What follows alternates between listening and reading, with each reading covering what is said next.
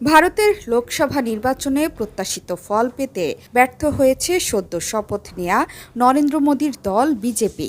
ফলে প্রথমবারের মতো জোট শরিকদের ওপর নির্ভর করেই সরকার গঠন করতে হয়েছে গত 2 মেয়াদে দাপটের সঙ্গে ভারতকে শাসন করা দলটি। অন্যদিকে নির্বাচনে অভাবনীয় ফল করেছে কংগ্রেস। ভারতের সবচেয়ে প্রাচীন দলটির পুনর্জন্ম হয়েছে এবারের লোকসভার ভোটে। আগেরবারের চেয়ে প্রায় দ্বিগুণ আসন পেয়েছে ইন্ডিয়া জোট, প্রায় সমানে সমান টেক্কা দিয়েছে মোদির এনডিএ জোটকে। কংগ্রেসের এমন পুনরুত্থানে নেপথ্যে ভূমিকা রেখেছে পণ্ডিত জওহরলাল নেহরু এবং ইন্দিরা গান্ধীর উত্তরসূরিরা।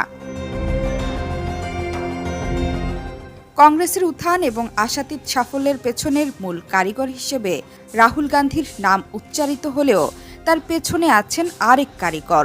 তিনি নির্বাচন